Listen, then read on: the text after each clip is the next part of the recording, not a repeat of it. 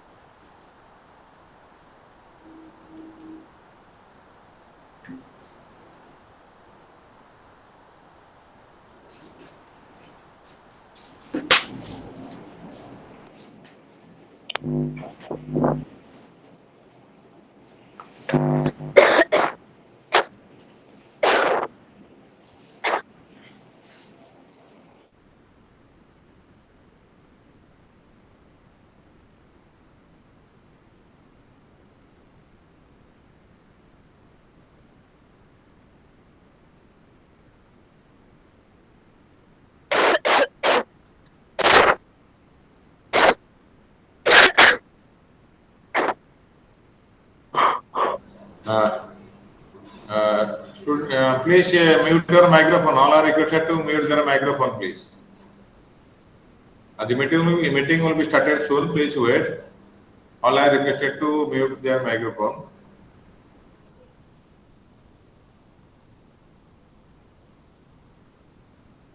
Please wait for 5 minutes. We are starting soon.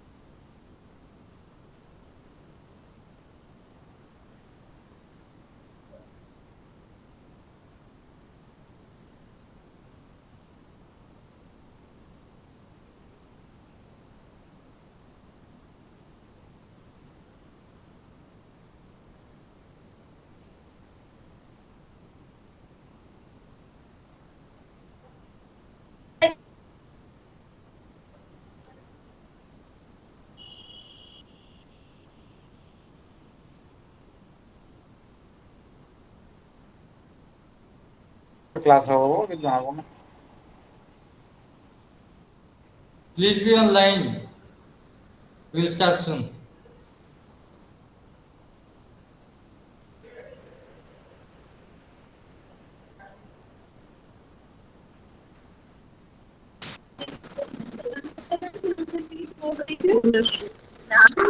Educational farming to land.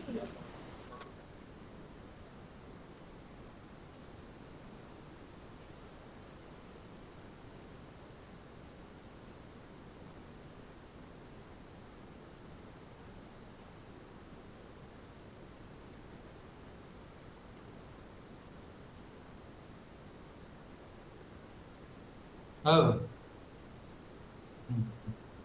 Department তো করছো তো?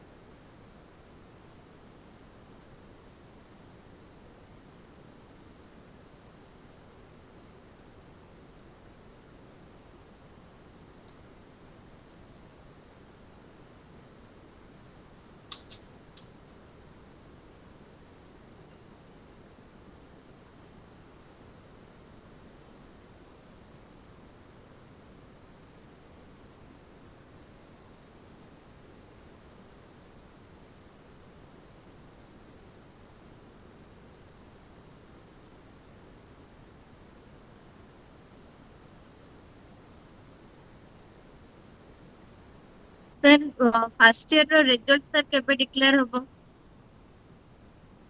तो जून exam रो आज्ञा सर जून रो सोशियोलॉजी रो फर्स्ट ईयर रो किछि भी पेपर पर्यंत डिक्लेयर हेने। सेगुड़ा आसुची धीरे धीरे सब रिजल्ट आसुची मे बी 15-20 दिन भीतर प्राय आसी ओके थैंक यू सर।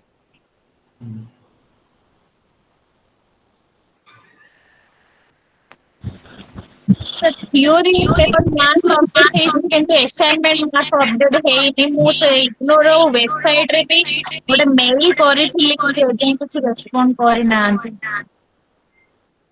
आईग्राम देछ तो हां सर एग्जाम दे कि थियोरी पेपर रे माने अपडेट हेई गलानी update. Listen, student. This is we are organized for the webinar, so we are planning to have a grievance meeting in another day. So आपण मानकर जहाँ भी प्रॉब्लम अछि आपण टिके वेट करंतु हमें तो ग्रीवेंस सेल करबो आपण पचरिबे ठीक अछि। आज हम वेबिनार पे प्लान करिछु तो से वेबिनार जहाँ सहार करबे ताहा सुनंतु आपनकर जहाँ क्वेरी अछि जहाँ प्रॉब्लम अछि टिके वेट करंतु हमें आउ दिने करिवो से दिन आपनकर क्वेरी को हमें नले जहाँ प्रॉब्लम अछि मेल करंतु।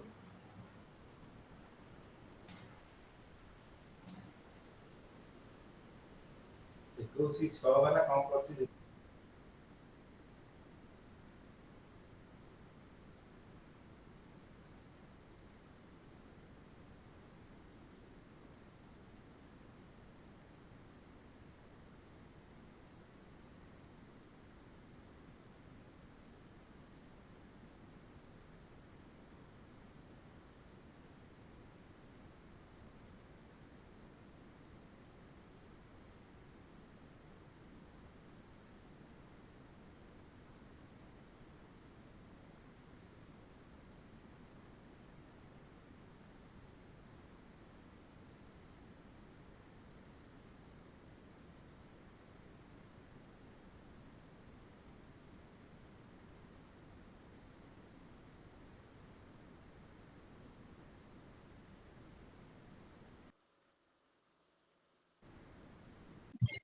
सर डीसी रो एडमिशन करिथिबु किंतु एजे कंफर्मेशन आसी नै कि एनरोलमेंट नंबर आसी नै।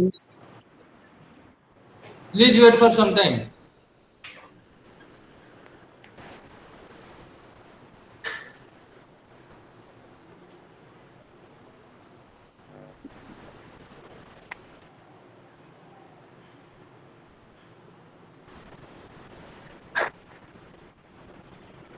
Sir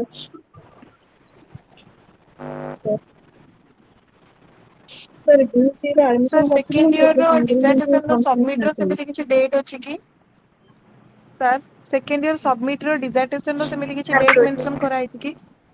All of you will have another meeting. We will have a grievance meeting of the students Sunday. Whatever problems you are facing, you uh, speak out there. And if you want to give us assignment related emails, you can send us the email in the email address assignment@ignu.ac.in. If you want to send practical related problems, you can send an email to prabhat@ignu.ac.in. And otherwise, you can go for Igno igram. So we will have a separate session on that some other day. Today is a webinar. You have many things to learn from this webinar. So I will request all of you to be online and hold on. Hello. Yes.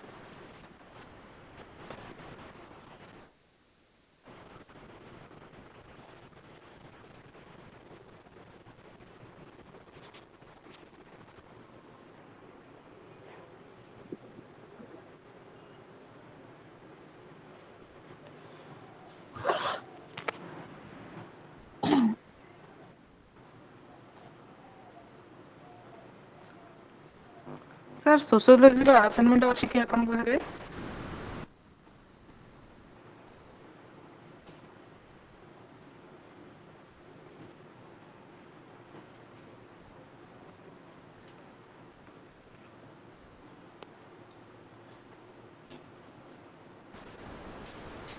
Sir project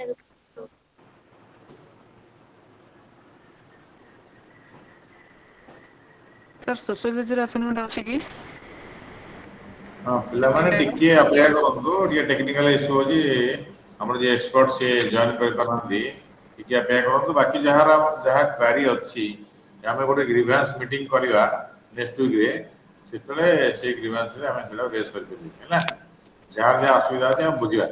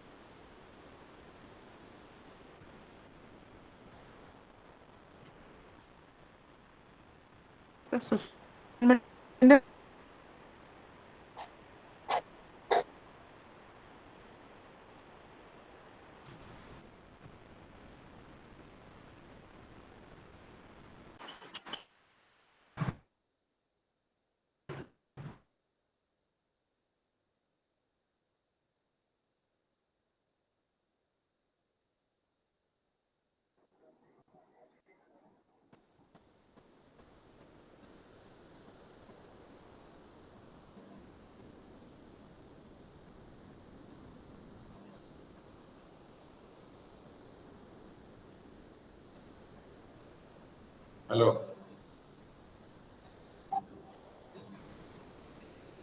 hello ठीक अछि एबे Yes, sir. जेतु सारे में जदि join करना जदि car किछि short रे पचारे बरा जे पचारन कोन जदि कार किछि प्रॉब्लम अछि ए भितरे सार जॉइन करे पूर्व मते पचारन कोन किछि करि अछि जदि सर गुड सर आफ्टरनून नमस्कार सर हेलो हां हेलो सर प्रोजेक्ट ऑफ सिनोसिस विषय 2025 डिसेंबर रे जो एग्जाम होती हमर सेकंड ईयर ता विषय टे कहबे केमति सिनोसिस प्रिपरेशन करबा हां पिला माने मु प्रोजेक्ट ऑफ सिनोसिस विषय रे कहि दउची समस्त डाउट रहउची प्रोजेक्ट कोन करिवे सिनोसिस केमति करिवे देखंतु समस्त की जो प्रोजेक्ट अछि समस्त गोटे प्रोजेक्ट बही मिलिछि सब बेले से प्रोजेक्ट बही को पढ़िवे से प्रोजेक्ट बही रे डिटेल गाइडलाइन दिया है सिनोप्सिस रे कौन पॉइंट रहइबो हैला कौन पॉइंट मेंशन करा सिनोप्सिस रे सिनोप्सिस माने गोटे प्रपोजल गोटे प्रोजेक्ट टाकू हमें कंप्लीट करिया पूर्व प्रोजेक्ट को आरंभ करिया पूर्व हमें कोन करिया गोटे तार प्रपोजल दबा माने हमें एमिति प्रोजेक्ट करिवो बोली जो प्रपोजल यदि अप्रूव हैला ताहाले हम ताको तापर प्रोजेक्ट को दबा आ किछि किछि प्रोजेक्ट अछि जोथरे प्रपोजल ता निजे अपन खाली स्टडी सेंटर लेवल को जो काउंसलर जो असन ताकठो प्रपोजल ता अप्रूवल करेगी से डायरेक्ट प्रोजेक्ट दे परबे किछि किछि प्रोग्राम रे अछि तेनो सेटा पढिया पढिया से प्रोग्राम गाइड भितरे कोन इंस्ट्रक्शंस अछि से अनुसार आपको आगु को जे पड़ी आउ केतरा प्रोग्राम रे एमती अछि आगो सिनोप्सिस ता ताको प्रोग्राम जे असली काउंसलर बा जे गाइड जे असली गाइड टू अप्रूवल नै की पुनी स्टडी सेंटर को सॉरी आरसी की पठेबे आरसी सेटा अप्रूवल कला परे से सिनोप्सिस ता को तापर खाना प्रोजेक्ट कर परबे तेनो सब प्रोग्राम रो जो कोर्स कोड सब प्रोजेक्ट डाको तामे रूल अलग अलग तेनो सेति में समस्त हमर प्रोग्राम गाइड को पढिबे आउ कोर्स मटेरियल को पढिबे करा प्रोजेक्ट कोर्स मटेरियल दबो सेते पढे ता डिटेल दिया है केमति केमति करा हैला सर इस सबमिशन लास्ट डेट केबे तुरंत गुटे हां हां हां ठीक अछि आउ सुनंदु आउ जहार जहार प्रोजेक्ट विषय किछि डाउट भी अछि मो मेल आईडी मो लिखि दउ दे दउ कहि दउची pravat@ignore.ac.in सेतरे मेल करिवे मु सेते ता डिटेल कहि देबी कोन करिया को हैला प्रोजेक्ट हैला एबे हम मीटिंग आरंभ करे सार जानि कलेनी मेल के टिके उसे रिपीट करिवे hello email ID please sir right करंतु टेक्स्ट बॉक्स रे हम ईमेल आईडी मो ये चैट बॉक्स लिखि दउची प्रोजेक्ट आ ये विषय किछ थी बोल मते मेल कर दियो सर टिके ईमेल आईडी दे सर फास्ट ईयर का प्रोजेक्ट अछि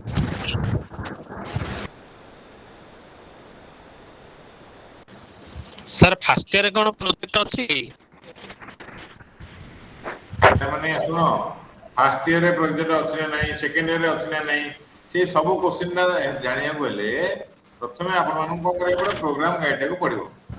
ପ୍ରୋଗ୍ରାମ ଗାଇଡ କ'ଣ ପଡ଼ିବ? ପ୍ରୋଗ୍ରାମ ଗାଇଡ କୋଉଠି ମିଳିବ?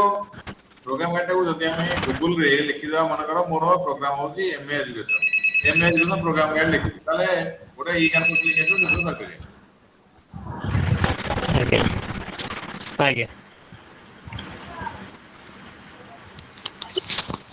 Sir, good So, afternoon. Good afternoon sir sir students, ये students will start the program. We will start the program. Our resource person has already joined. So we will have the discussion on some other day. So respected resource person on the occasion, Professor Vikram Kesari Mishra sir, my senior colleague Dr. S.K. Panigrahi, Additional Director sir, my colleague Dr. Prabhat Kumar Jana, Deputy Director sir, my esteemed learners, participants, very good afternoon to all of you. Today we have assembled to take part in the webinar on the theme Women, Education and Empowerment in India, the journey so far and the way ahead. Ladies and gentlemen, India is a country where we worship both living beings and dead objects, non-living beings. We worship the mountain, we worship the snake, we worship the rat, and we worship God in both in human forms and animal forms. We worship God both as man and as women. Our scriptures say, Yatra naryastu pujyate, ramante tatra devata. Wherever the woman is worshipped, when the woman is honored, that becomes the abode of the divine. But that is what the scriptures say. Every day you turn the pages of the newspapers and you find that there is some or other atrocities on women, violence on women. Woman is an object on which the man can show his prowess, show his vengeance. If you have a fight with a male, then you show your arrogance, you torture the women. So that is the reality. And now we are in the 21st century. 21st century is the century of emancipation, human emancipation, and women empowerment. And as we know, man is born free, but everywhere he is in chains. So is women. And when it comes to democracy, democracy severs that chain and breaks every link of that. When you talk of democracy, real democracy comes when there is real education. With education, we empower ourselves through enlightenment, through awareness, through knowledge, through skills. And education empowers us to fight injustice in every sphere of life. That is why the father of the Indian Constitution, Dr. B.R. Ambedkar said, if we want to emancipate the masses, we need to educate them. So did Jyotirao Phule. So we have gathered today to discuss on the theme Women, Education and Empowerment in India, the journey so far and the way ahead. And to discuss this, we have with us Professor Vikram Kesari Mishra, a professor of sociology and head of the Department of Sociology, Ravenshaw University, Cuttack, who has been a renowned scholar in this area. Professor Mishra, an alumnus from Jawaharlal Nehru University, is a luminary in the field of sociology, and I feel privileged to introduce this theme to all of you in his presence today. So we welcome you, Professor Mishra, on this occasion, and we are quite optimistic, we are quite hopeful that your precious inputs that you will give to this webinar today will empower our learners in a great way. We welcome you, and I request my senior colleague Dr. S.K. Panigrahi, Additional Director Sir, to kindly welcome our today's resource person, Professor Mishra Sir, and all our participants. Dr. Panigrahi Sir, please. Thank you. Thank you, Nanda sir. I thanks all my learners and I welcome today's resource person. It's my privilege to welcome Professor Vikram Keshari Mishra. Professor Mishra is one of the prominent figure in this academic field. No doubt, I mean, he's a professor in Ravenshaw in one way, in the other way. He's also one of our best friend in our JNU life. So he's very active and very jubilant in political arena, in academic arena. So sir is definitely enlightened our learners with his speech. And once again, I welcome you, sir, on behalf of the Indira Gandhi National Open University and on behalf of my senior director, Dr. Manoj Kumar Das. So we are conducting the series of webinar for our learners. Just to want to give the exposure to our learners. They don't feel that they belong to distance education system. So they are not getting opportunity to listen the good academic people who are teaching in the different universities. So those are very good scholar in their field. We are calling those academicians to speak about learners in different topics. So by this webinar, our learners also get exposure in this academic arena. Regional Center Bhubaneswar is one of the oldest regional center in India. In the 1987, this regional center is established. So we are imparting education in Orissa, not only in Bhubaneswar region only. We are extending our support of higher education in the Koraput and also in Onugul. So whatever the students are coming to our fold, we are offering more than 300 programs. So definitely our learners is getting benefit out of this because all the students may not get the opportunity to study in the conventional systems. So this is the one of the platform to giving opportunity to our learners. So because of that reason, so our students definitely will immensely benefited out of this webinar. And sir is going to speak today, Women Education and Empowerment in India, Journey So Far Way Ahead. So this is one of the, greatest topic in today's scenario because women is a big debate and women, because everybody should give respect to the women because one way the other way, the building society, they are taking very vital role in each and every field. So I welcome you, sir, for today's webinar. So thank you very much once again, Professor Mishra. So I welcome you, sir. Thank you very much. Over to Nanda, sir. Thank you, Dr. Panigrahi, for your warm welcome to our resource person and our participants and for your rich inputs. May I now request my colleague Dr. Prabhat Kumar Jana sir to kindly give a brief introduction of our today's resource person. Over to you, Jana sir, please. Thank you, sir. Thank you very much. And good afternoon to everybody. Esteemed Senior Regional Director, Dr. M.K. Das sir, respected Additional Director, Dr. S.K. Panigrahi sir, respected Deputy Director, Dr. B.C. Nanda sir, respected expert of this meeting, Professor Vikram Keshari Mishra sir, respected all other dignitaries, my dear colleagues and dear learners and friends. So today is a very good topic. It's a burning topic.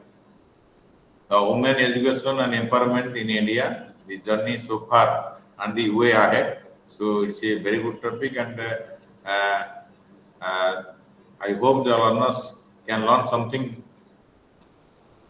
from this. And since you have already received one eminent speaker, he is a very good scholar and renowned professor. So we hope we all will learn something from him, from his experience. So before start of this meeting, let us have a brief introduction about Professor Vikram Kesari Mishra. Professor Vikram Kesari Mishra has completed MA, MPhil and PhD degree in sociology from the Center of the Study of Social System, School of Social Sciences, JNU, New Delhi. His doctoral research pertains to the field of sociology of work and gender, and currently he is the professor and head of the Department of Sociology, Ravenshaw University. So prior to appointment in a Ravenshaw University, he has served the University of Lucknow, Uttar Pradesh, as an assistant professor in sociology, and he has very good teaching experience. He has been teaching since 2006 on the vocation, serving the vocation called the teaching, and he has also very good research areas. He is involved in research areas like sociological thought, gender studies, sociology of development, education, religion, contemporary socio-political issues like this. And he has been organizing many academic events. Until now, he has organized around 14 conferences, out of which there are 11 national conferences and 3 international conferences. He has also earned many publications, and he has also presented many articles in seminars. Until now, he has published 1 book, and also he has 87 publications, out of which there are 61 research papers, 6 articles, and 20 book reviews. He has also attended 60 conferences, and also he has also presented in those conferences. He has also delivered lecture in 28 individual lectures, and he also chaired 6 conference sessions. So he is having very good academic experience, and he has also guided 22 research scholars for MPhil degree, and those scholars have already been awarded MPhil degrees. He has also guided 7 PhD scholars who have already been awarded. So these are the brief introduction about Professor Mishra. Except this brief introduction, he has many more to his credit. He has many more activities. He has many more academic activities, administrative activities, and he has earned many awards, and he has many experiences, and he has added many other activities to his credit. And except this, he is also a very good human being. He is a very good social scientist. So we are very much keen to listen to him, and we are very much grateful to him for accepting our invitation. And we hope we will be listening to him, and we will be getting some knowledge from his experience. So I expect all the learners will listen to him carefully, and so that we all will be getting benefited. So thank you, sir. Thank you for accepting our invitation. And once again I welcome you to this meeting. Over to you, sir. Thank you, Dr. Prabhat, for your brief introduction. May I now request our today's resource person, Professor Vikram Kesari Mishra, sir, to deliver his address. Professor Vikram sir. Thank you, Bimal sir. At the outset, let me pay my deep sense of respect to IGNOU Regional Center, uh, uh, Regional Director Dr. M.K. Das, and additional directors Dr. Santosh Kumar Panigrahi, Dr. B.C. Nanda, Prabhat sir, and the officials in the IGNOU Regional Center for giving me this opportunity to share my ideas in this August forum. And my dear delegates, ladies and gentlemen, this is indeed an opportunity for me to be a part of this platform and take advantage of this digital space to interact with the intellectual community of the IGNOU family.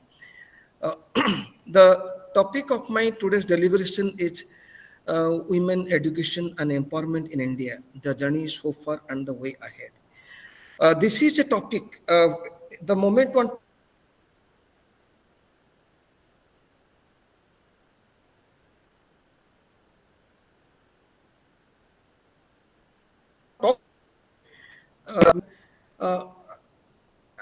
we know some ideas on it, we can say something on it. There are certain topics, there are certain issues in Indian social science academia like caste, religion, gender, on which all of us imagine that we share some ideas. Yes, we all of us do share some ideas, but then the difference between a layman and an academia is one's academic understanding, a layman's understanding, and a social science understanding. So today we'll be talking about women's issues not as a layman, but as students of social science.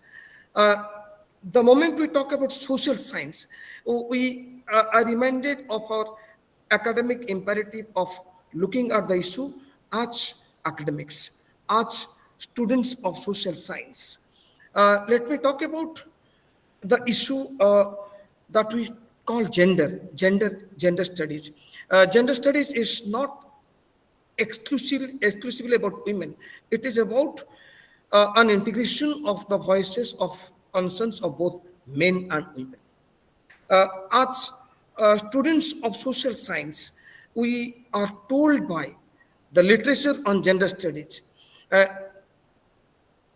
about the issues confronting women, the plight of women, the agony of the second sex in our everyday life, and the what we see women's reality in India, world over, in our times, is not an accident, is not a serendipitous sudden development. What we see women's reality in our times is a product of a long-standing women's movement, global movement, who started in 18th century, 19th century in the Western world to begin with the demand for voting rights, adult suffrage, and the movement started in England, in United States, by a group of women, and the demand was abolition of slavery and voting rights for women, and and the movement is on. The movement, and then the movement was found in different parts of the globe in 19th century, 20th century, and in India we have seen our feminist struggle, and in order to lead a feminist struggle, one need not necessarily be a woman. If we see the case of India, Indian feminist movement has seen many male pioneers of feminist movement, particularly in the time of India's Renaissance, when a series of reform movements were initiated in India, and those movements were pioneered primarily by men, be it by Raja Ram Mohan Rai, be it by Ishwar Chandra Vidyasagar, be it by Swami Dayanand, be it by Swami Vivekanand, be it by Mahatma Gandhi. The point I'm trying to make is uh, what we see, the achievements today, what we put under the rubric of women's empowerment. These achievements are a product of a long-standing historic uh, trajectory of women's movements we have seen, and still the movement is on. There is no end to it. In our feminist understanding, we classify these women's movements into three types. First wave feminist movement, second wave feminist movement, third wave feminist movement. First wave feminist movement talked about the women's campaigns for their political freedom, primarily. And second wave feminist movement, which was in late 19th century and 20th century, continued till mid 20th century. Second wave feminist movement encompasses women's movement world over, demanding equality, equality of opportunities in all spheres. And let me tell you, this movement was world over. It was not exclusive to India. The so-called, it was equally vibrant in the so-called developed countries, developing countries, and underdeveloped countries. The pace of movement varies from place to place, but it was a worldwide movement demanding equality in all matters: equality in education, equality in employment, equality in political space. And then late 20th century and early 21st century, the movements that we have been witnessing come under what gender studies experts call it third wave feminist movements. What does third wave feminist movement include? Third wave feminist movement includes all the movements that the world has witnessed concerning the special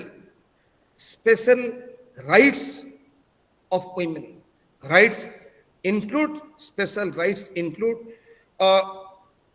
property rights,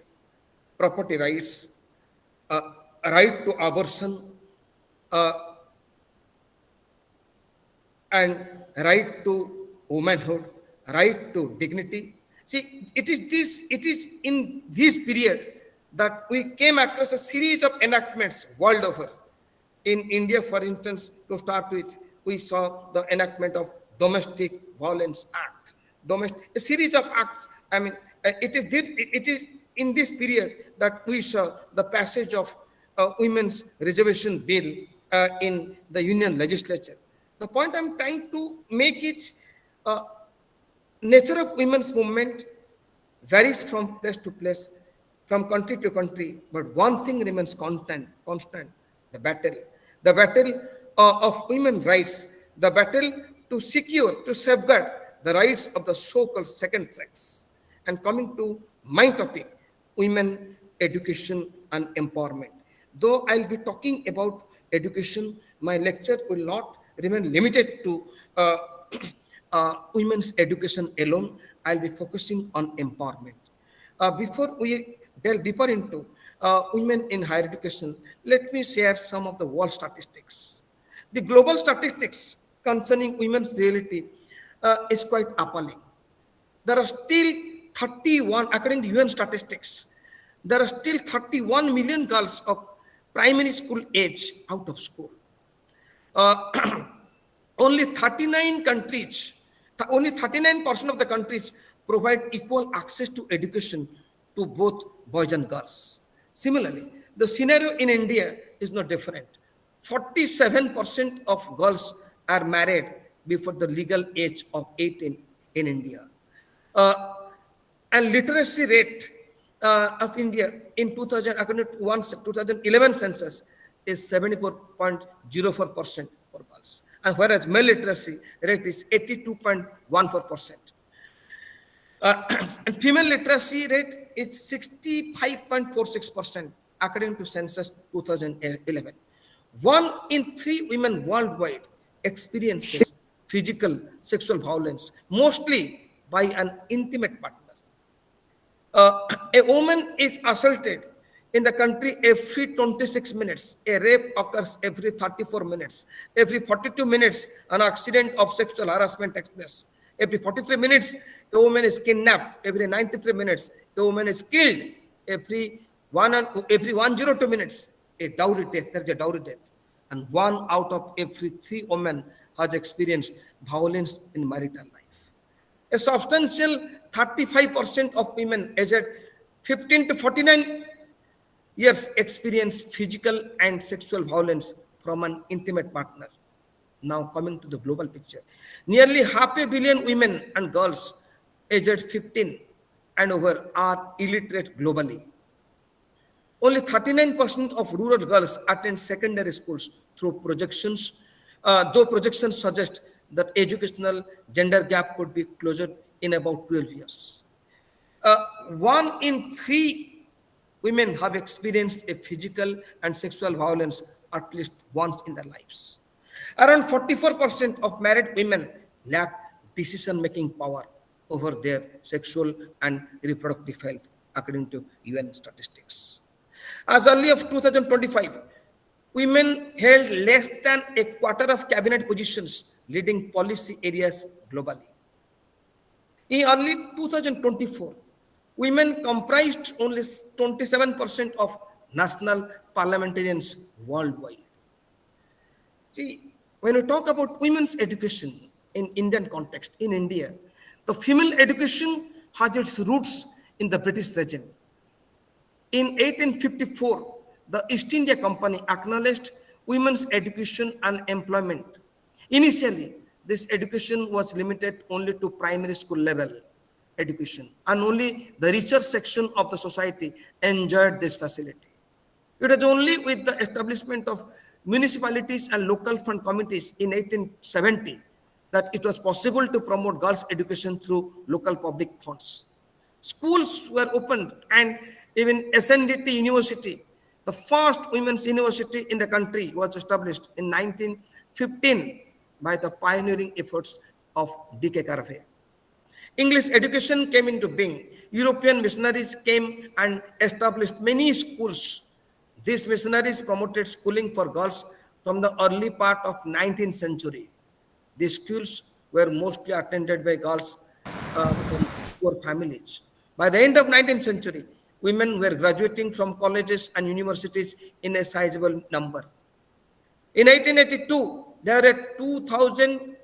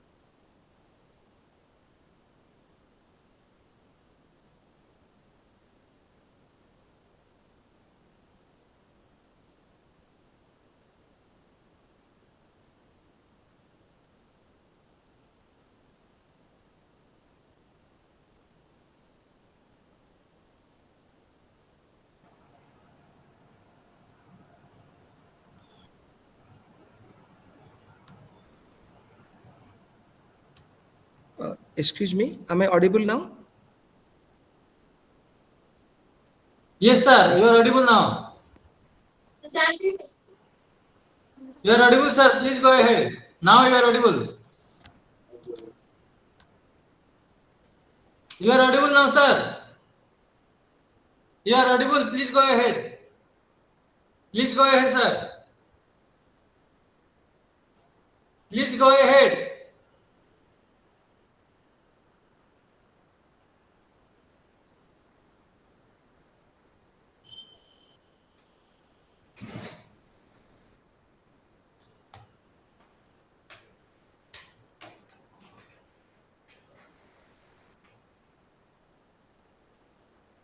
जो network सबआडे जे problem होते chat box टा खोलंतु मैं message पठेबे research person chat box टा खोलंतु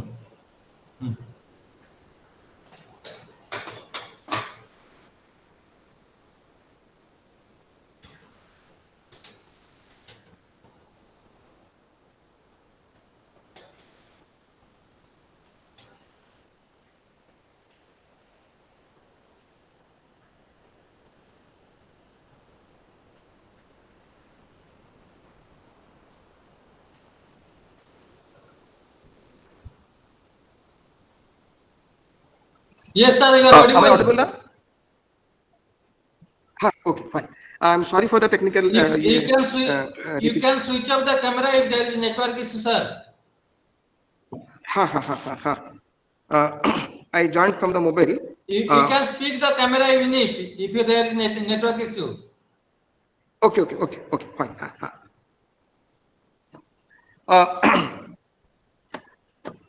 Yes. Yes. In 1882, there are 2,700 schools and colleges for girls with 1,27,000 students. The social reform movement of the 19th century, which I was just referring to, that originated within the Indian intelligentsia and later spread to sections of the middle classes, had a major role in this upsurge of education among women. But this movement was largely an urban phenomenon. The period will coincide with the several other reforms such as child marriage, sati pratha, purda system. Many universities were established during that period. Banaras Hindu University was established in 1916, Aligarh Muslim University in 1920, and Delhi University in 1922. And these universities became the hubs of women's liberation. The literacy rate for women was 0.2% in 1882 and only 6% in 1947. It is very unfortunate to say that for centuries, higher education for women has been neglected. In this connection, I may refer the suggestion given by University Education Commission in 1947. The report of the said commission revealed that they were against female education. In their recommendation, they wrote, women's present education is entirely irrelevant to the life they have to lead. It is not only a waste, but often a definite disability. This is the report of University Education Commission.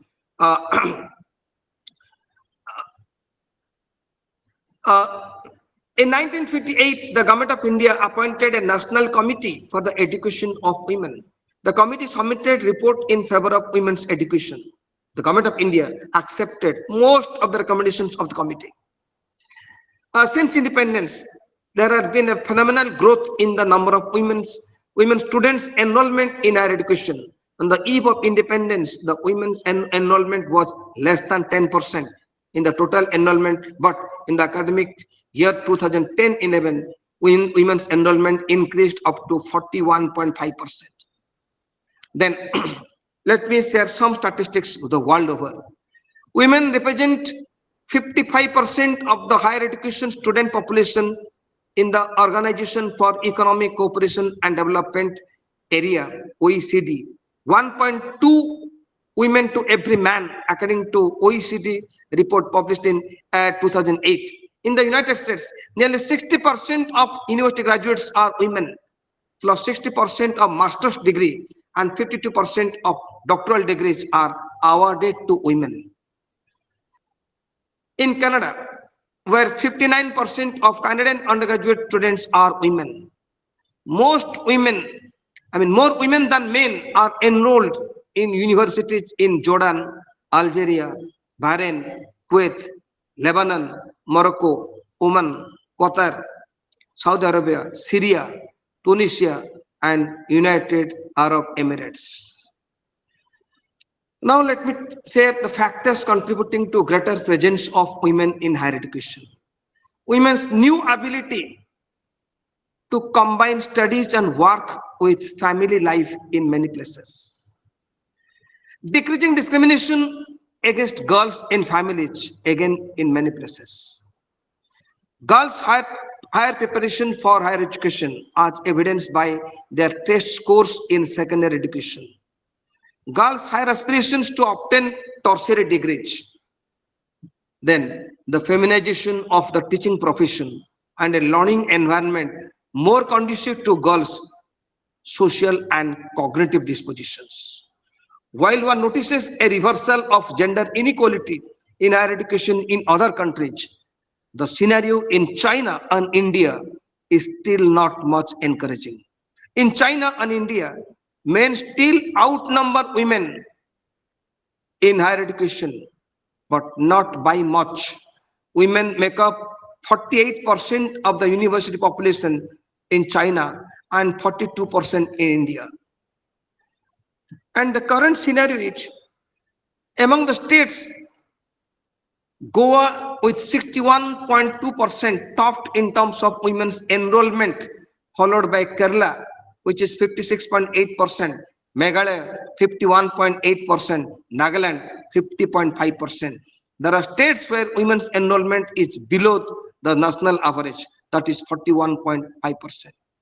Bihar recording the lowest, 31.2%. One of the most spectacular achievements of India since independence is the expansion of women's higher education. There were 60 women's colleges during independence. Today, the number is more than trebled. The most glaring change is the phenomena of a large number of educated girls, both married and unmarried, in employment. In the beginning, there are only unmarried women in service, and that again only in the fields of teaching and medicine, as there were no other openings for them at that time. But today, conditions have changed, and women are in almost every walk of life. Even married women are encouraged by other women's examples and unmindful of conditions in their own families are tempted to join employment. In the case of women enjoying economic freedom, marriage is no longer an economic necessity, but has become a matter of one of their choices. Then coming to the ideology, prevalent ideology concerning gender. I am reminded of the ideas of one of the prominent feminist scholars, Nancy Chodoro, who says gender discrimination owes its origin to the gendered socialization process in family. That is, families where there exist differing socialization practices separately for boys and girls. We are talking about the prevailing ideology impinging upon women's higher education, women's employment, and women's empowerment. Second, I am reminded of the Chinese proverb that says, a woman is a dependent entity since birth till death, dependent upon father in childhood, upon husband during adulthood, and upon son during old age. And the mindset I am reminded of, the mindset, often there exists an anti-woman mindset in our imagination which gets reflected in some way or the other. Charles Talleyrand, the then education minister of France in 1792, who said the state should only educate boys. Girls' education in public space is not required. Girls should be educated at home, not in public centers of excellence. See, this is symptomatic of the extent to which the battle goes on at the level of ideology, battle between sexes, and women taking up the gauntlet, taking up the challenges, accepting challenges, and moving on, breaking barriers, and attaining new heights of empowerment. Then there exists a gap between women's higher education performance and their workplace positions.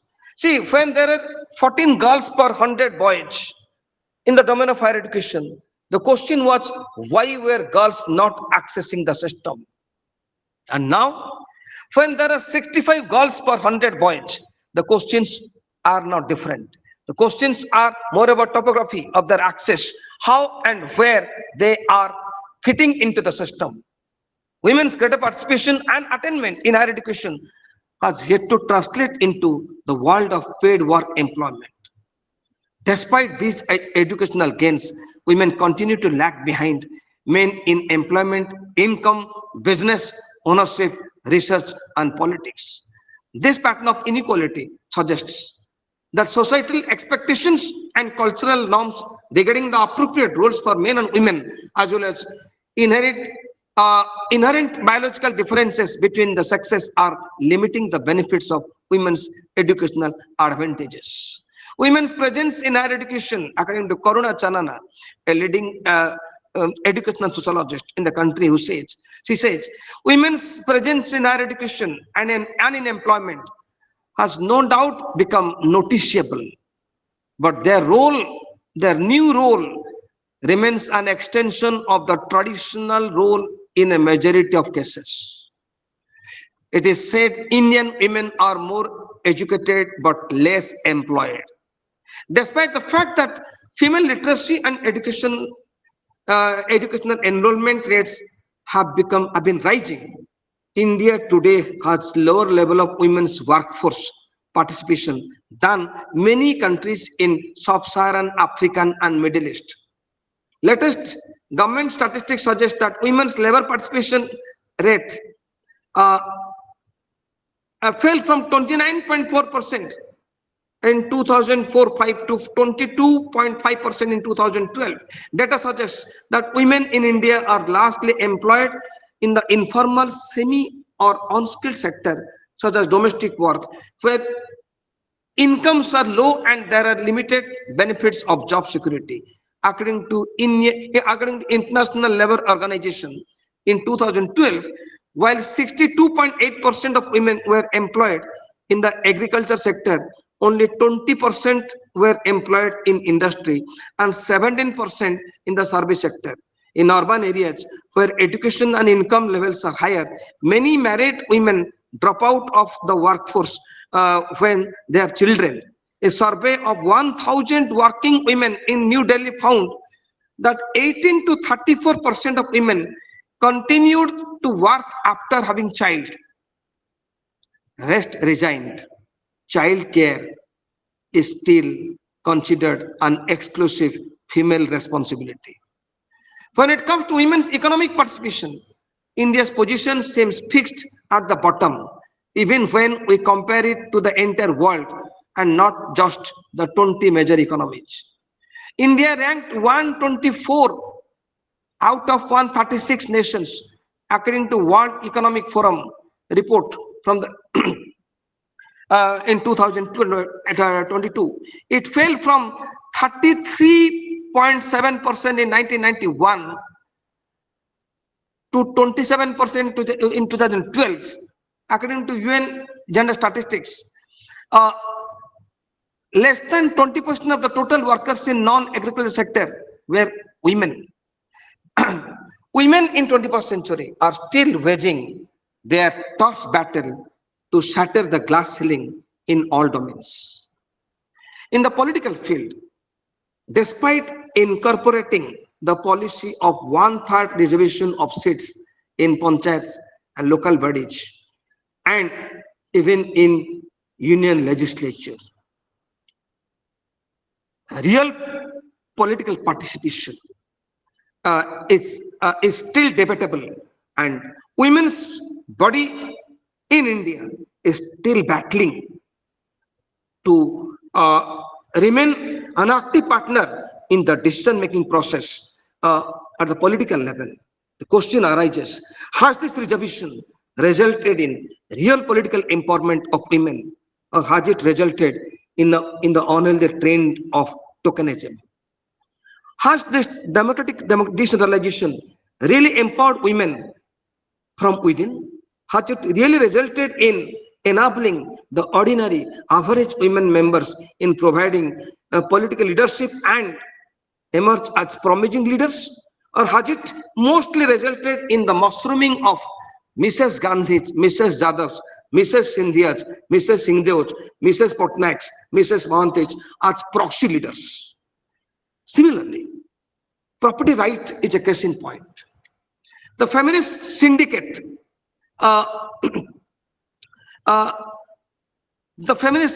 world over is still having the struggle to secure the property rights for women. It is not India specific. Even women in Canada, Germany, Britain, France, US are battling the cause of equality of sexes in all spheres. Similarly, the ideology pertaining to sexual division of labor. It doesn't matter whether a woman is a banker, a politician, a bureaucrat, a technocrat, an engineer, a teacher or a doctor. Her headquarters remains the kitchen. She is seen the traditional sexual division of labor confines her to the task of a homemaker, and man as the breadwinner, and as breadwinner he is the guardian of the family. We are yet to debunk the stereotypes surrounding the traditional segregation of gender roles. Similarly, even the idea of home is, see, the ideology, home is not simply a place of shelter. Home is also an ideology. Home is seen as a place for rest, respite, relief, and recreation. But then the question arises. See, this kind of understanding of home is again sexist in nature. In the sense, is it that home is a space for rest, respite, relief, and recreation for both men and women? For a woman, home is not and cannot be and may not be a space for rest, respite, relief, and recreation. It appears as if women do not work in family. See, for them, home is a place for duty, service, surrender, and sacrifice. Marriage, for instance, whose marriage is it? I'm reminded of the feminist understanding of marriage.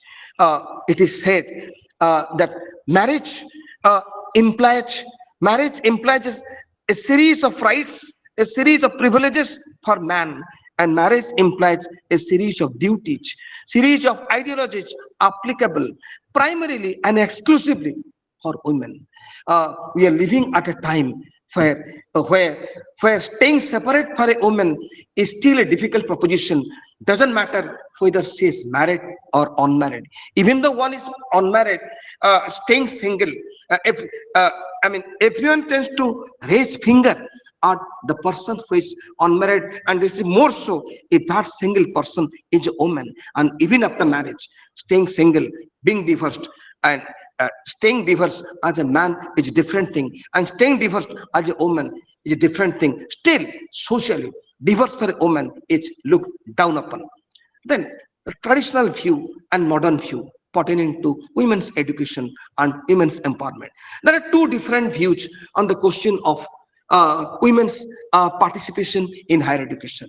One is traditional view, another is modern view. The traditional view supports women's education to equip them to become better wives and better mothers. This view believes that women's present education is entirely irrelevant in their lives.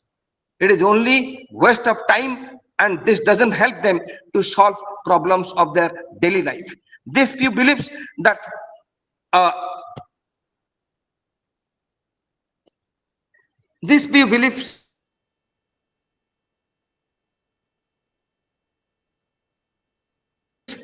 that modern are neither free nor contented nor socially useful. She is misfit in life and needs opportunities for self-expression. But modern attitude visualizes education as an instrument of women's equality, women's liberation, women's empowerment, and women's development. Traditional views still dominates in many minds. Look at the message attached to when the gas scheme came, Ujala scheme. The tag that was attached, Mahilaon ko mila samman. See, Mahilaon ko mila samman. It appears as if cooking is an exclusive women's duty. So this kind of phrase only reiterates the traditional sexual division of labor, that men for paid work and women for domestic work. I am reminded of the debate of John Ruskin and J.S. Mill on gender ideology. Ruskin argues that men remain active doers of the world while women inherit the domestic. Justin says, women are innately different from men. Their nurturing capacities and sensibilities are best suited to the private sphere work, which is family.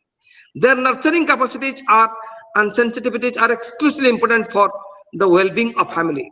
In order to be better mothers, better homemakers, women need to be highly educated in order to be better mothers and better housewives. On the contrary, J.S. Mill tends to reject Ruskin's orthodoxy and goes on to argue that the ideologies concerning family, home, domestication, private sphere are all social constructions. There is a need to deconstruct such anti-women ideologies. The reality is, both men and women carry attributes of equal degrees and hence are capable of public sphere roles on equal footing.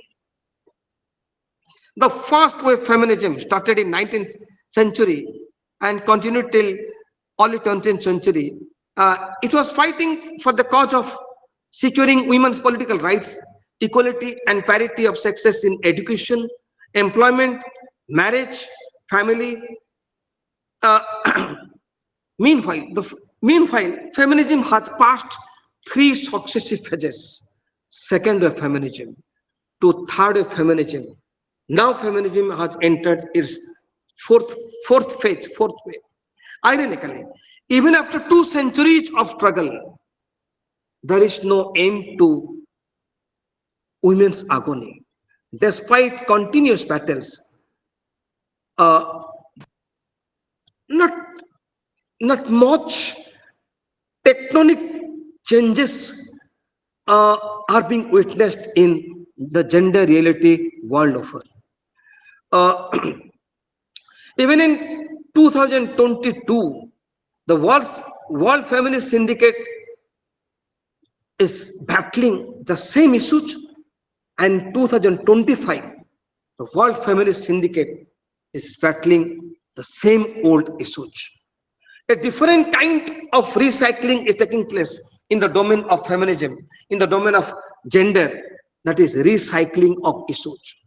The same old issues are recycled and are renewed as new issues, that is in the political domain. Even today, women are yet to become active partners in the decision-making process in the decentralized democracy. Empowerment is yet to reach the doorstep of the poorest of the poor women. Power is almost becoming a monopoly of the female counterparts of the elite aristocratic and influential male political leaders. The unhealthy trend of tokenism and proxy continue to impinge upon women's participation. Education and employment are not correlated always. Women are yet to conquer their financial rights. Right to work is still a difficult proposition for millions of women in the country. Right to work is still contingent upon husband's approval or father's approval or father-in-law's approval. Marriage is yet to emerge as an egalitarian enterprise for men and women. The concept of guardian is always a male term. Breadwinner still continues to be a male term. It is still believed and internalized that it is the duty of the husband to feed his wife. Even after he is separated, he has to still feed her till she is dead or till he is dead. The case of property rights is no different. Legally, there is no discrimination. In family, women have equal property rights like men. On the contrary, socially, it is yet to be realized as normal. Women claiming rights over family property are not seen as desirable, normal, decent women. In most of the cases, such women are regarded as litigants. Even in 21st century, women are still waging war in defense of the right to body and sex. Though legally they carry all such rights, in reality, they stand alienated from their own physical body. It is not women, rather it is men who decide whether to conceive or not, whether to have pregnancy, whether to deliver child, how many children to deliver, and how many abortions to make, how many sterilizations to make. It is men who impinge upon such decisions and not women. Modern capitalist market economy continues to treat women's body as a mere object or a product. It tends to use women's body in advertisements for sale and promotion of their products. One product is used to sell another product. The task before the feminist syndicate is manifold. It must intensify its battle for genuine emancipation of women, for destruction of all gender role stereotypes, sexist stereotypes. Real empowerment can't emerge, and women's real development cannot be accomplished. Real empowerment cannot emerge, and women's real empowerment can be accomplished only when the feminist organizations say no to empowerment process through the policy of appeasement by the government. Only when the women's organizations refrain from the trap of opportunism. Only when women falsify the Chinese proverb that woman is dependent upon father during childhood, upon husband during adulthood, and upon son during old age. Only when women translate Gandhiji's view in actual terms, who said that a woman is a natural companion of man gifted with equal physical, mental, and intellectual qualities. Only when women prove that they are gifted with equal mental, intellectual talents to earn their subsistence. Only when women prove that they are capable of feeding themselves till their last breath without male support. Only when they prove that they can survive and are capable of maintaining a dignified life on their own without maintenance or alimony from husbands even after separation. Real empowerment. See, what is empowerment? See, empowerment is about being in a position to exercise one's choices. See, empowerment is something that cannot be given. Empowerment cannot be sponsored. See, it's not welfare. Empowerment is about development. See, welfare is something that can be sponsored, externally sponsored, that can be injected, that can be donated. There's a difference between empowerment and welfare. See, welfare can be sponsored, donated. See, welfare is a matter of mercy. Government is giving me this free diet, free scholarship, free books, everything free. Free rice, free toilets, free hours, Indira Awas Yojana for interns. See, this is mercy. Government is donating. See, that welfare-induced progress is not real development, is not real empowerment. Why? Because it is sponsorship-based. Empowerment is something that is intrinsic, that is inherent. Empowerment is something that can be cultivated. Empowerment is something that can be attained. Empowerment is something that can be realized.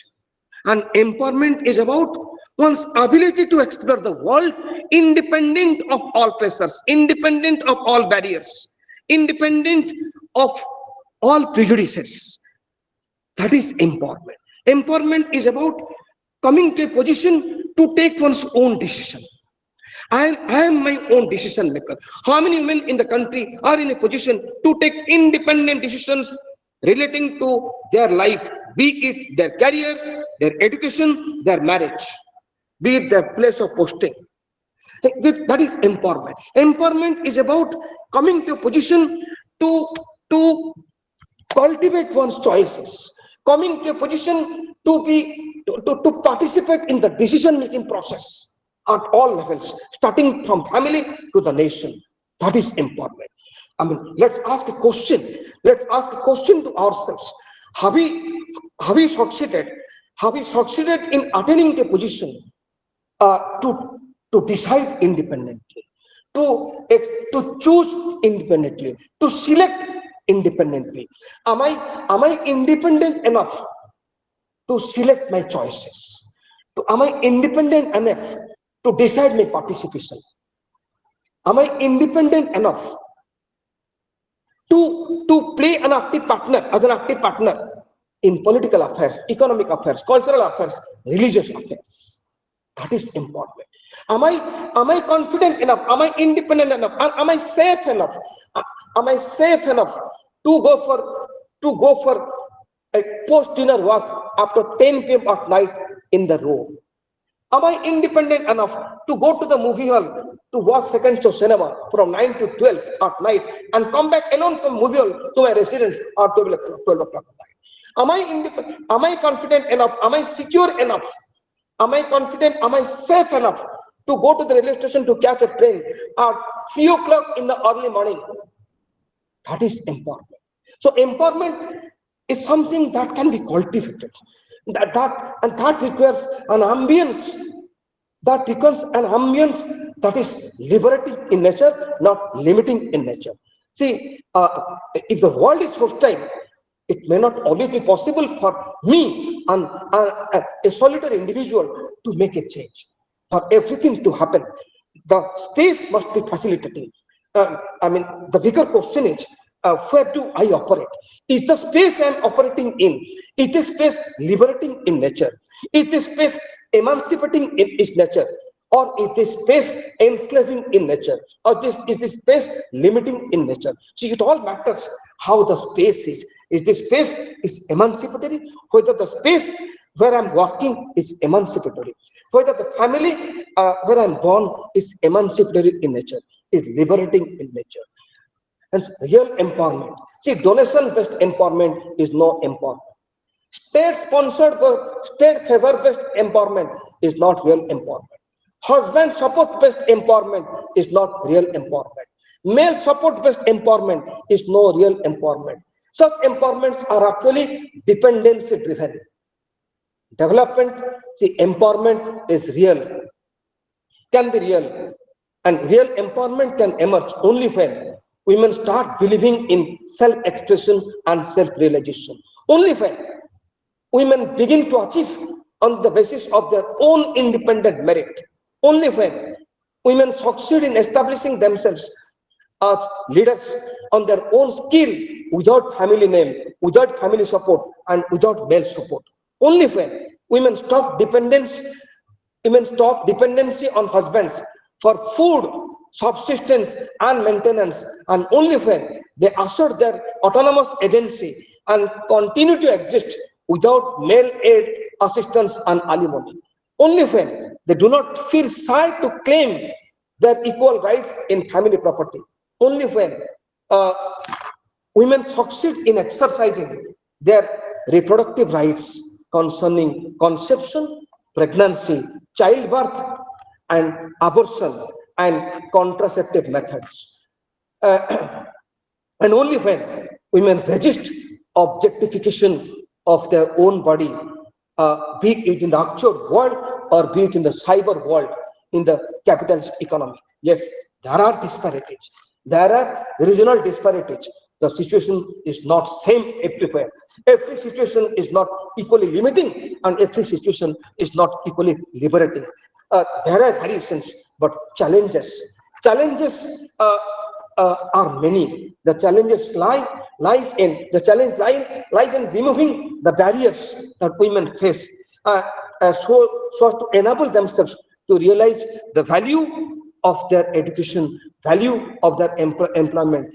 One has to stamp out the outmoded beliefs that child care is an exclusive female responsibility. And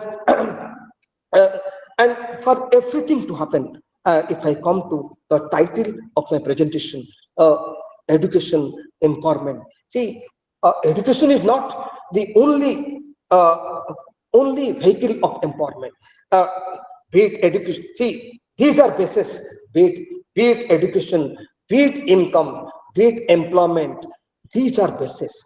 But most important is, see, my education may not guarantee me empowerment. My employment may not guarantee empowerment. My income may not guarantee empowerment. See, there may be many employed women, women with high paid income, who may not be, who may be existing as voiceless creatures in their respective families. I may be highly qualified. I may be financially independent, but I may be staying as a voiceless, enslaved creature in my family. See, education can give me knowledge. Employment can give me income, but these things, the qualifications, incomes may not guarantee empowerment. Empowerment is about a sense. Empowerment is about a sensibility. Empowerment is about a perception. Empowerment is about a consciousness of liberation. Empowerment is about a determination to exercise one's choices, determinations to take one's decisions, determinations to explore the range of choices, determinations to stay as an active participant, active partner in everything. And it all depends upon the extent to which I, as an actor, express myself. I, as an actor, take initiatives for my self-expression, for my self-realization. So education can give me knowledge, employment can give me income, but these things may not guarantee my empowerment. Empowerment is a process. Empowerment is a mission. And in that mission, I have to cultivate my sense of empowerment. My empowerment is about the extent to which I exercise my freedom in all matters. So empowerment is about the extent to which I, as an actor, be it a woman or a man, empowerment is about the extent to which I succeed in exploring the world, having access to the resources of the world, public life, independent of all barriers. Barriers may be administrative, barriers may be cultural, barriers may be ideological. But if I'm determined, I can succeed in breaking the glass ceiling, breaking the barriers, and attaining my success. Remember, we are living in an achieving society. a society that counts achievements, that recognizes the achievers and rewards the achievers. We are living in this achieving society. The world belongs to those who excel, and be it a man, be it a woman. Empowerment, it's not that all men are empowered and women, all men are not empowered. No, it can happen with anyone. There are voiceless men, there are voiceless women.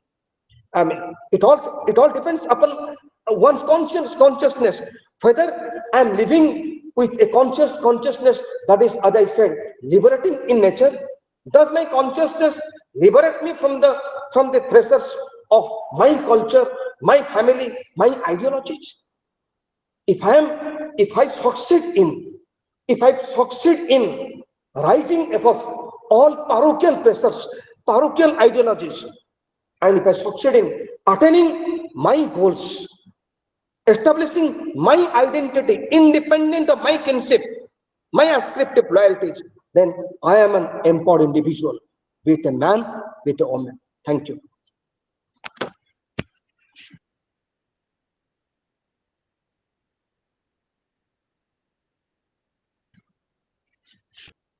If I'll feel happy to respond to questions. Thank you.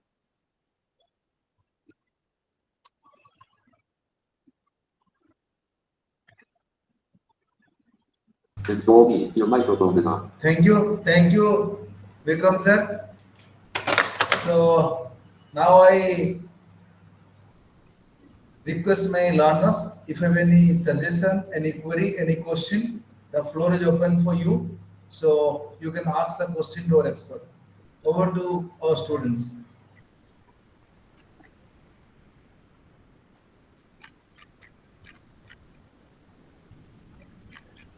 Any question, learners?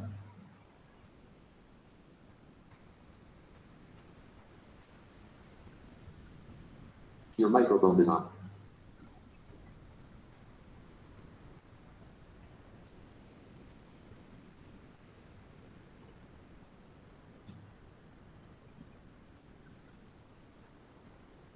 No question, learners? Yes, I have. I think I'm audible now. Yeah, you're audible. Okay. Professor Mishra, thank you for a nice elaboration of the concept of women empowerment with respect to education in the state of Odisha. I have a few observations to share with, number one. And number two, I have a question. Let me first raise the question so that you can mentally prepare the answer. And then I will share my views on the presentation and what my expectations. Actually, we talked a lot. Last couple of minutes, you focused on the empowerment.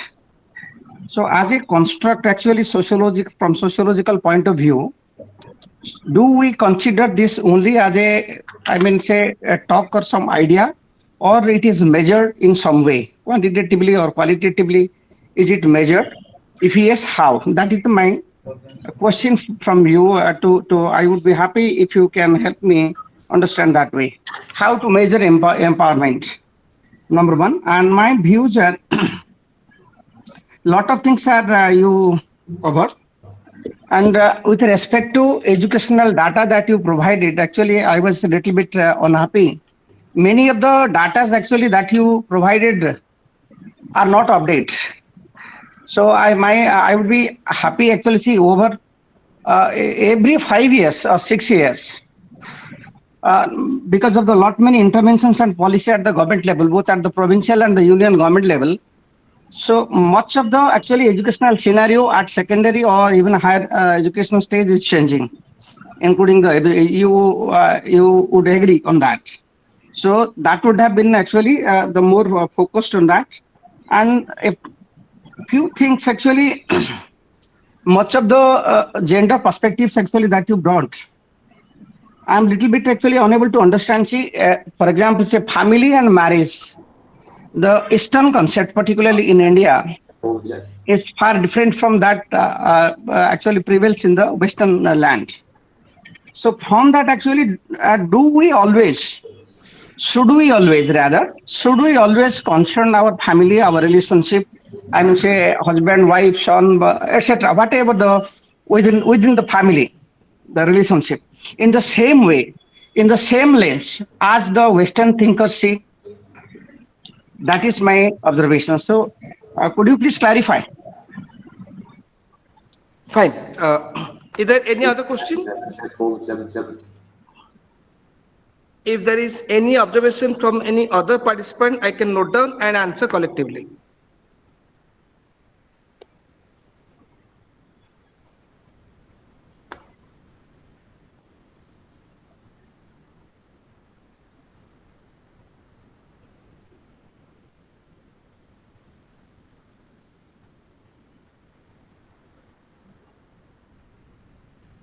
Anybody? Any other learners?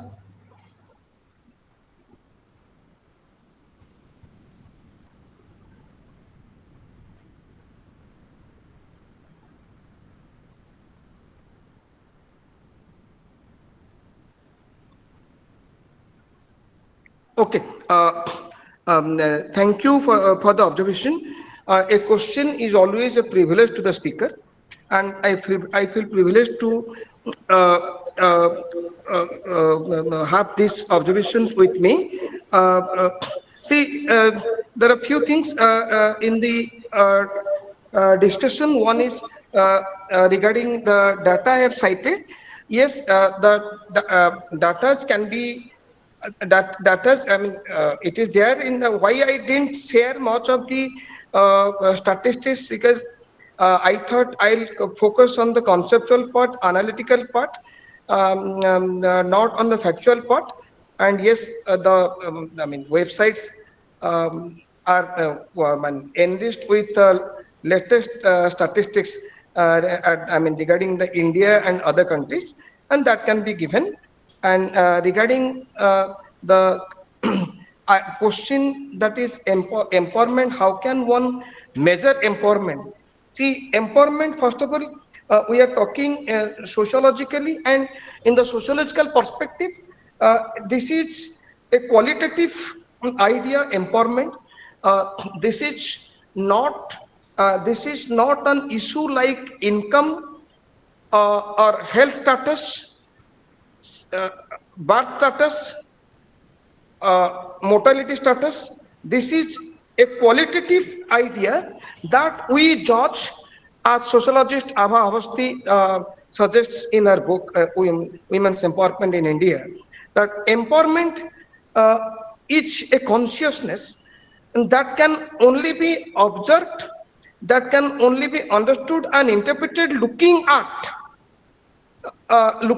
in the context of women, their ability to take decisions in their everyday life, decisions concerning their everyday life activities, experiences, including where to send their child, to which school to send their child, whether English medium school or vernacular school. I mean, what should be the medium of conveyance of my child from residence to school, and which education should I pursue? Should I pursue employment or should I not pursue employment? Am I in a position to carry myself in my workplace in a dignified way, without any pressure from any quarter, be it from my superiors, subordinates or superordinates? Am I in a position to carry my personality, carry my stature as a professional in my workplace in a dignified way? Even if I am a housewife, am I in a position to what extent I succeed in exercising my independent identity as a woman, to assert my womanhood, to assert my independent womanhood as a partner in my family life? The extent to which I succeed in asserting my views and stand as an equal participant in the decision making process in all affairs, be it in my family or be it in my workplace. That is empowerment. It cannot be measured mathematically the way we measure census data, the way we measure our birth rate, death rate, reproduction rate. Then coming to family, as I said, see, there are regional variations. This what we study and what we comprehend and what we share and interpret in our social science research is the way the social constructions of gender have been explained in the gender discourse. And in the gender discourse, family has been explained, had been situated in the context of the larger society through which the stereotypes of all kinds, gender stereotypes, are perpetuated, and family stands as an agent of the perpetuation of gender-based stereotypes that where the tradition is handed down from one generation to another generation. Family is not at all the same everywhere. It is not equally liberating everywhere. It is not equally enslaving everywhere. It is not equally orthodoxical everywhere. It is not equally rational or scientific everywhere. Even family is not the same. Now family size is changing, types are changing. Now we are talking about the concept of single parent families, childless families. So, I mean, that's a separate discourse altogether. In sociology, we have a separate discourse called family.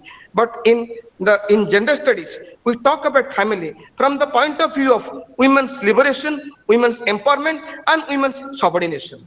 That perpetuates, when we talk about women's subordination, we talk about the perpetuation of gender roles, perpetuation of sexual division of labor, the perpetuation of the gap between, the hyphen between public sphere and private sphere. Thank you. Thank you, Professor Mishra. Thank you for your response. Thank you, sir. If there is any query, I will request the participants to be very brief. Please.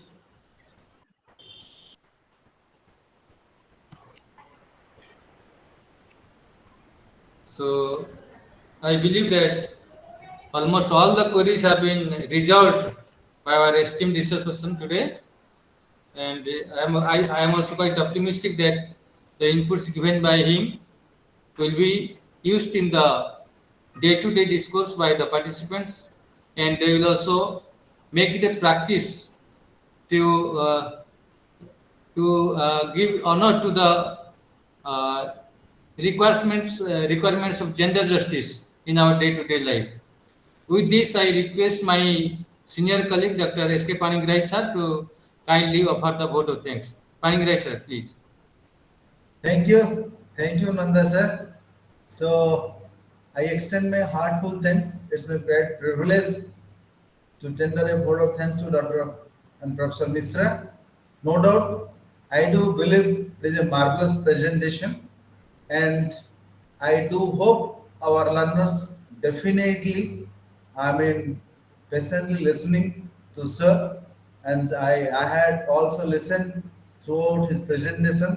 It's excellent, and core of my heart, I extend my heartfelt thanks not only the Professor Mishra, to also my fellow JNU mates. I'm really grateful to you. It's an excellent presentation, and I'm really happy listening to your presentation. No doubt it's a very good topic. Also, your style of presentation is really impressed me, and I do hope definitely our learner will miss your presentation, because your style of talking, way of presentation, and the topic chosen by us and you, it's really good. So thank you very much. Out of your busy schedule, you give a time to our students and to IGNOU. So thank you very much, sir. Once again, on behalf of Regional Center Bhubaneswar, on behalf of IGNOU New Delhi, thank you. And again, you will meet very soon, sir. Thank you. And also, I extend my heartfelt thanks my fellow colleagues, VC Nanda. Without him, it's not possible all the time, tirelessly, he always works for conducting this such a webinar for our learners to give expose, to get, different kind of views, different kind of topics, different ideas from our resource person. So I must thanks to Nanda sir and also my colleague Dr. Jena. And last but not least, my dear learners, without you, never ever it is possible to make success of this kind of webinar, because you are the main source of inspiration for us, because of you only we are conducting this webinar.